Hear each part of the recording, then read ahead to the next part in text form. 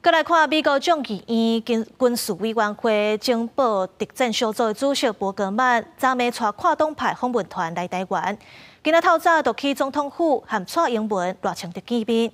这届众议员出访印太地区，会留点台湾3天，要讨论台美的关系、区域安全和经济贸易。伯格曼伊个特别讲到，希望台美做伙发展海上战略，对抗中国威胁。行程正保密。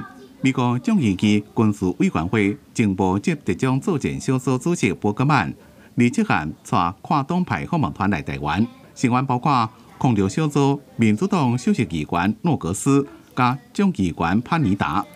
2月1日起就到总统府拜会，蔡总统感谢访宾的支持，重视台美安全合作。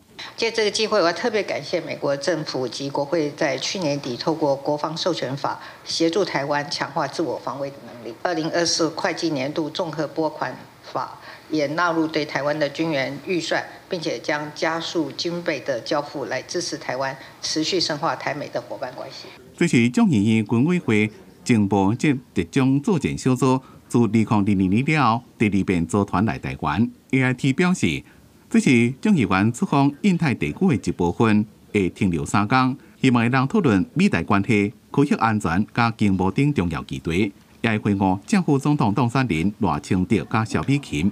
在5月20号就要宣誓就职，非常期待未来台湾能够持续得到美国的支持，让台湾能够更加的安全，印太能够更加的和平，台海也能够因此而更加的稳定。Taiwan is a key U.S. partner in the Indo-Pacific.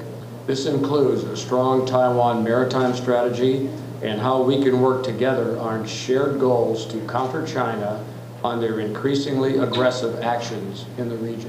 伯格曼特别强调，希望台美共同发展海上战略，抵抗中国的威胁。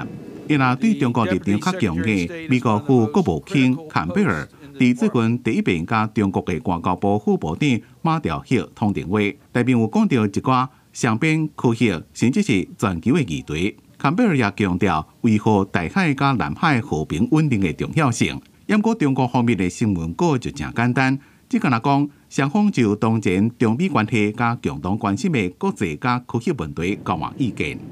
记者综合报道。